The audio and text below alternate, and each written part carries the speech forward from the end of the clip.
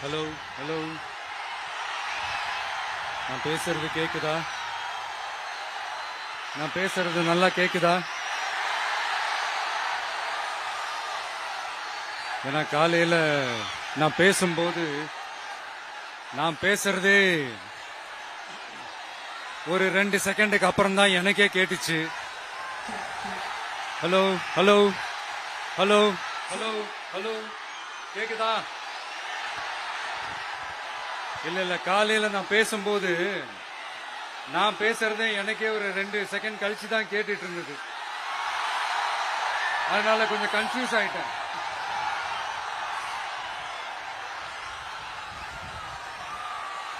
Okay, முதல்ல police டிபார்ட்மெண்ட்டுக்கு என்னுடைய மனமார்ந்த நன்றிகள். அவங்க இல்லனா அந்த பைபாஸ்ல இருந்து இந்த ஸ்பாட்டுக்கு என்னால வந்திருக்க முடியுமான்னு எனக்கே தெரியல. So once again, thank you so much.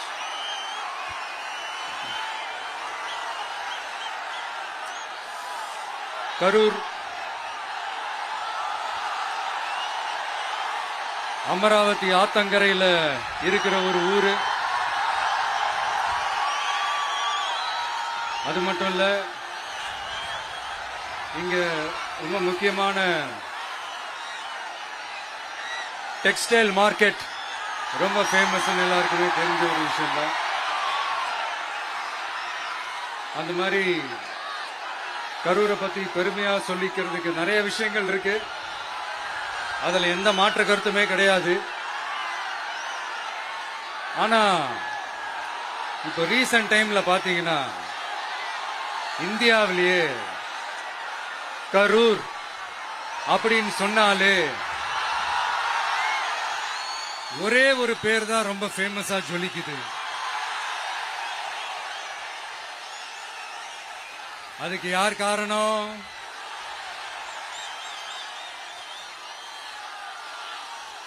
யார் காரணம்னு உங்களுக்கு தான் தெரியுமே. சரி, அதை பத்தி கொஞ்சம் அப்புறமா பேசுவோம். இப்ப நம்ம கரூர் மாவட்டத்தில் இந்த வாக்குறுதிகள்லாம் கொடுத்தாங்கல்ல, அது செய்வோம் இது செய்வோம் எல்லாம் சொன்னாங்கல்ல, அது ஒரு சின்ன லிஸ்ட் தான். அதை ஃபர்ஸ்ட் பார்த்துடலாம்.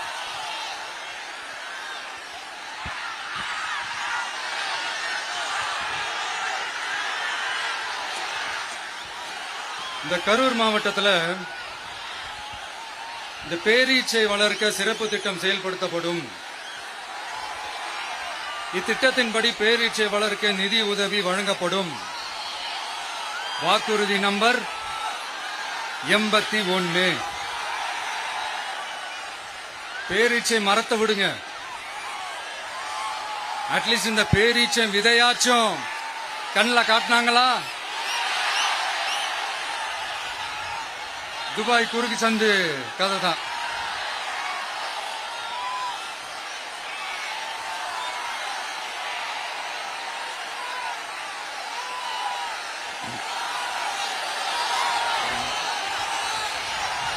போறீங்களா? அடுத்து இன்னொரு வாக்குறுதி இருக்கு. கரூர் விமான நிலையம் அமைக்க நடவடிக்கை எடுக்கப்படும்னு வாக்குறுதி நம்பர் 448. ஆட்சியே முடிய போகுது. 4.5 வருஷம் முடிஞ்சிருச்சு. இப்ப போய் ஒன்றிய அரசு கிட்ட அமைச்சர் போய் கோரிக்கை வைக்கிறாரு. என்னன்னு? ஏர்போர்ட் கட்டணும். ஐயா அமைச்சரே, இதுதான் உங்க டக்கா?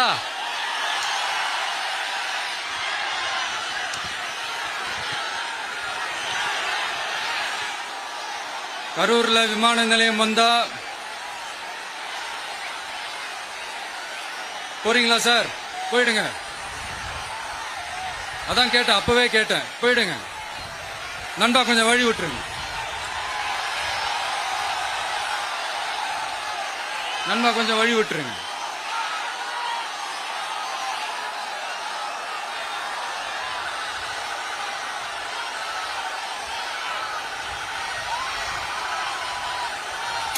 கொஞ்சம் கொஞ்சம் வழி விட்டுருங்க. போயிட்டு போயிடுங்க.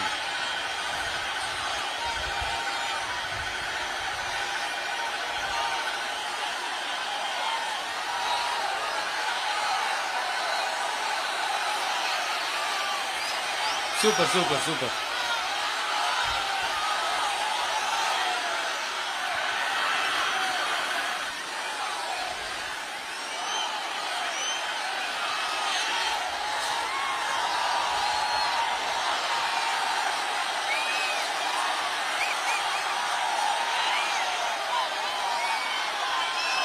என்னப்பா ஆம்புலன்ஸ்ல நம்ம கொடி இருக்குது?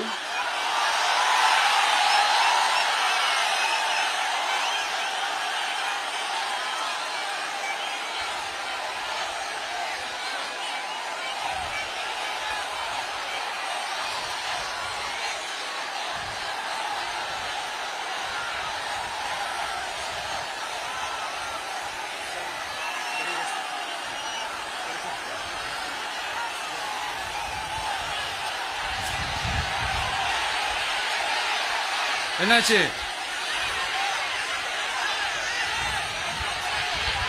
தண்ணி கொடுங்க. தண்ணி பாட்டில் கொடு. தண்ணி பாட்டில்.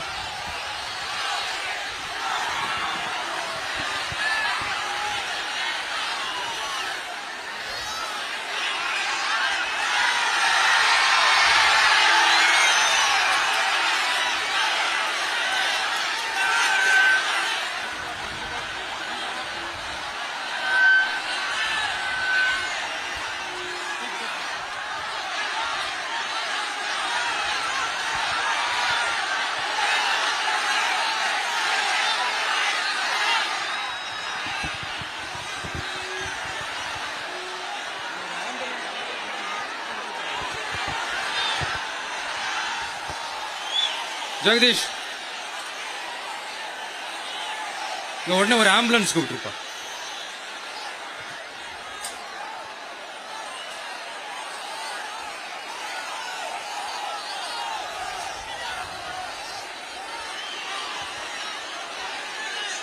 என்ன சொல்றான்?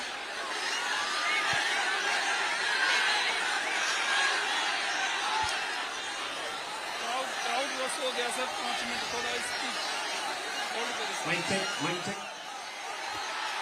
Mic check.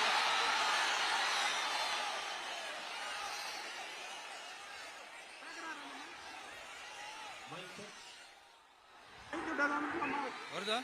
எப்படி போறது?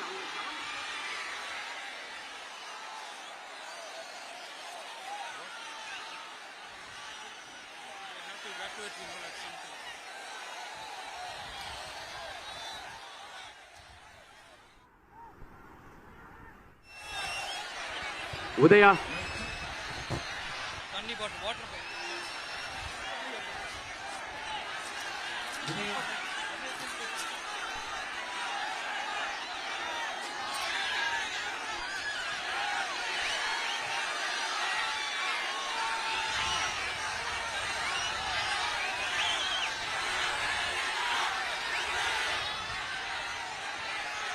Mic check, mic check.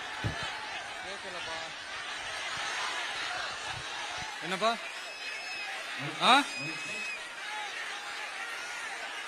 Coming coming coming. Ambulance வருது வருது வருது.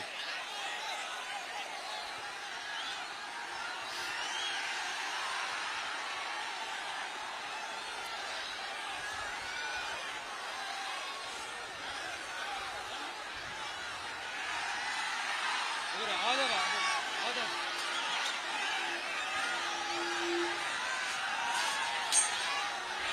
பேசலாமா?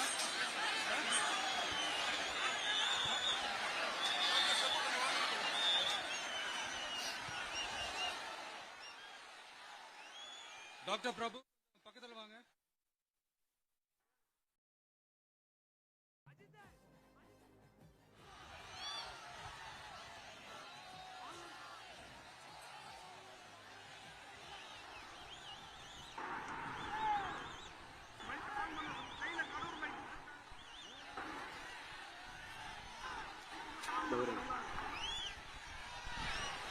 மைக் ஆன் பண்ணுங்க.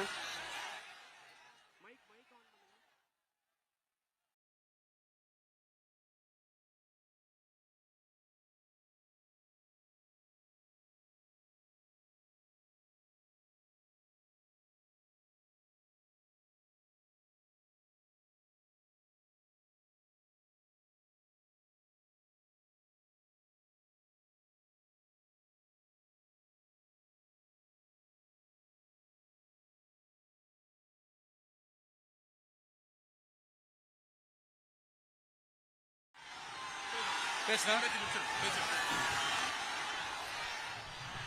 சரி, ஓகே, கண்டினியூ பண்ணவா பேசுறது?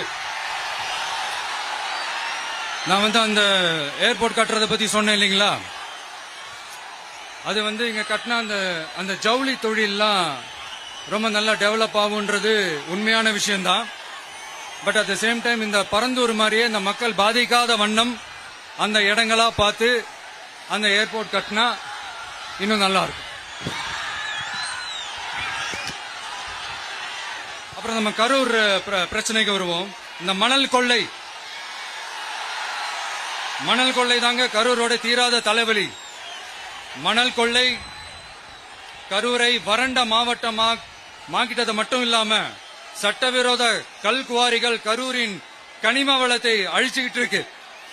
இதுக்கு காரணம் யாரு? சிஎம் சார் 11 மணிக்கு பதவி ஏத்துக்கிட்டா 11:05 மணல் கொள்ளை அடிக்கலாம்னு ஓபனா சொன்னவங்க தானே உங்க ஆளுங்க. 2026 மணல் கொள்ளை அடிக்கிறவங்க கிட்ட இருந்து அதுல வர்ற பணத்தை வச்சு தமிழ்நாட்டு மக்களை விலைக்கு வாங்கிடலாம்னு கனவு காண்றவங்க கிட்ட இருந்து நம்ம காவிரி தாய்க்கும் கரூருக்கும் விடுதலை வேண்டுமா வேண்டாமா? கிடைக்கும், கவலைப்படாதீங்க. தமிழ்நாட்டின் 3வது பெரிய ஏரி இங்க இருக்கிற பஞ்சப்பட்டி ஏரி. அதோட பரப்பு 1000 ஏக்கருக்கு மேல. அந்த ஏரி நல்லா இருந்தா விவசாயம் செழிப்பா இருக்கும். விவசாயம் செழிப்பா இருந்தா மொத்தமா பல லட்சம் குடும்பம் சந்தோஷமா இருக்கும். ஆனா பல வருஷமா அது சீரமைக்காம அதுக்கு தண்ணி வர்ற வழிகளை சரி செய்யாம போட்டு வச்சிருக்கிறாங்க இந்த ஆட்சி செய்யறவங்க. நம்ம ஆட்சி, அதாவது உங்க ஆட்சி வரும் அன்னைக்கு இந்த பஞ்சப்பட்டி ஏரிக்கு உயிர் வரும். உங்க முகத்தில் நிம்மதி, சந்தோஷம் எல்லாம் திரும்ப வரும். ஜவுளி தொழில் கரூர் நகரை வளர்த்தெடுக்குது. இருந்தாலும் மக்கள் பாதிக்காத வண்ணம் ஜவுளி தொழிற்சாலைகள் இருந்து வெளியேறிய கழிவுகளை சுத்திகரிக்க அறிவியல் பூர்வமான நடவடிக்கைகள் எந்த அரசும் எடுக்கவே இல்லை என்ற கவலை மக்கள் கிட்ட இருக்கு. இதை தீர்க்கக்கூடிய பிரச்சனைகள் எல்லாம் அலசி ஆராய்ந்து உண்மையாகவே நாம அவற்றை முன்னெடுப்போம். இப்ப நான் ஒரு விஷயத்தை பத்தி முன்னாடியே பேசலாம்னு சொன்னேன்ல, இப்ப அந்த விஷயத்துக்கு வருவோம். இப்போ கரூர்ல வழி விட்டுருங்க அகைன். அப்ப நம்ம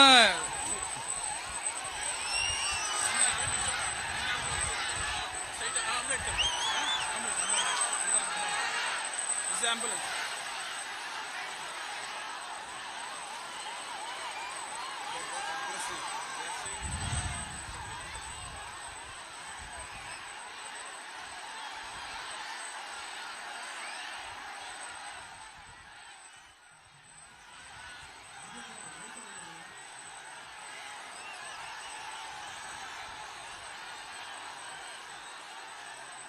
கொஞ்சம் வழி விட்டுருங்க நண்பா, ப்ளீஸ் ப்ளீஸ் ப்ளீஸ், கொஞ்சம் வழி விட்டுருங்க.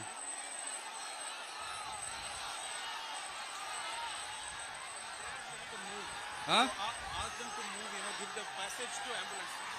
Here there is a lot of people down. They have to take them to ambulance.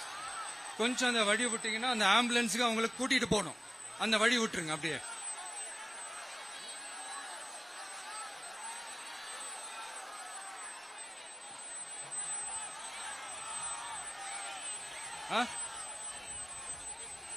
Okay.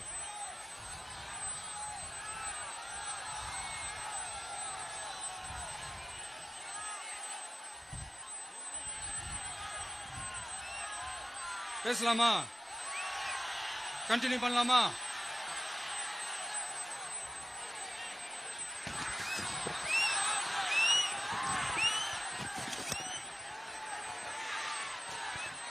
இங்க கரூர்ல இருக்கிற முக்கியமான பிரச்சனைகளை பத்தி நம்ம பார்த்தோம் இல்லையா? இன்னொரு முக்கியமான பிரச்சனைக்கு காரணமா இருக்கிற ஒருத்தரை பத்தி நம்ம பேசாம போனா நல்லாவா இருக்கும்? கரூர் வரைக்கும் வந்துட்டு அவரை பத்தி பேசாம போனா நல்லா இருக்குமா? நல்லா இருக்காதுல? எதுக்கு சுத்தி வளைச்சுக்கிட்டு ஸ்ட்ரைட்டா விஷயத்துக்கே வருவோம். இந்த கரூர் மாவட்டத்தில் ஒரு மந்திரின்னு ஒருத்தர் இருந்தார்ல, இப்ப ஒரு மந்திரி இல்ல, ஆனாலும் மந்திரி மாதிரி. நான் யாருன்னு உங்களுக்கு சொல்லிதான் தெரியணுமா என்ன? ஒரு க்ளூ ஒண்ணு கொடுக்கலாமா? பாட்டிலுக்கு 10 ரூபா, பாட்டிலுக்கு 10 ரூபா, பாட்டிலுக்கு 10 ரூபா, பாட்டிலுக்கு 10 ரூபா, பாட்டிலுக்கு 10 ரூபா, பாட்டிலுக்கு 10 ரூபா, பாட்டிலுக்கு 10 ரூபா, பாட்டிலுக்கு 10 ரூபா. இப்ப ரீசெண்டா கரூர்ல ஒரு விழா ஒண்ணு நடத்தினாங்களே, அது என்னப்பா 30 பேர் விழாவா? 30 விழா, சாரிப்பா கன்ஃபியூஸ் ஆயிட்டேன். அந்த விழாவில் மாண்புமிகு சிஎம் அவர்கள் இந்த மாஜி மந்திரியை பத்தி உச்சி மேல தூக்கி வச்சு மெச்சினதெல்லாம் நம்ம காதால கேட்டோம் இல்லையா? இதே சிஎம் அவர்கள் இதே கரூருக்கு வந்தப்போ, எதிர்கட்சியா இருந்தப்போ, அந்த மாஜி மந்திரியை பத்தி என்னெல்லாம் சொன்னாரு, என்னெல்லாம் கேட்டாரு. ஐயா ஃபேக்ட் செக் நண்பர்களே, இதெல்லாம் நீங்க பெருசா ரிசர்ச் பண்ணணும்னு அவசியமே இல்ல. யூடியூப் ஓபன் பண்ணி பாருங்க, தெரிச்சிருவீங்க, மிரண்டுருவீங்க. இந்த திமுகவுக்கு இந்த மாஜி மந்திரி இப்ப என்னவா இருக்கிறாரு அப்படின்னு மக்கள் பேசிக்கிறாங்க தெரியுமா? இந்த திமுக குடும்பத்துக்கு ஊழல் பண்ற பணத்தை எல்லாம் 24x7 டெலிவரி பண்ற ஒரு ஏடிஎம் மெஷினா இருக்கிறாரா அப்படின்னு நான் சொல்லுங்க, ஊருக்குள்ள பேசிக்கிறாங்க. சரி, இங்க ஓகே. இன்னொரு முக்கியமான விஷயம், இங்க போலீஸ் பாதுகாப்புலாம் இருக்கா இல்லையா?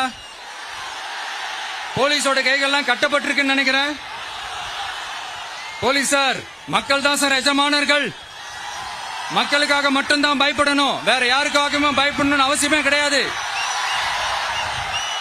இன்னும் 6 மாசம்தான். ஆட்சி மாறும், காட்சி மாறும், அதிகாரம் கை மாறும். உண்மையான மக்களாட்சி, மனசாட்சி உள்ள மக்களாட்சி அமையும். அப்ப தெரியும் எல்லாருக்கும் சுதந்திரமும் பாதுகாப்பும் 100% வரும். தேங்க்யூ நண்பா. கான்பிடண்டா இருங்க, நல்லதே நடக்கும், வெற்றி நிச்சயம். அஷ்மிகா 9 வயசு ஒரு பொண்ணு காணோமா, நீங்களே நம்ம தோழர்கிட்ட சொல்லி கண்டுபிடிச்சு கொடுக்க சொல்லிடுங்க. அஷ்மிகா 9 வயசுல ஒரு பொண்ணு காணுமா? தம்பிகளா கொஞ்சம் தேடி கண்டுபிடிச்சு கொடுத்துருங்க. அஷ்மிகா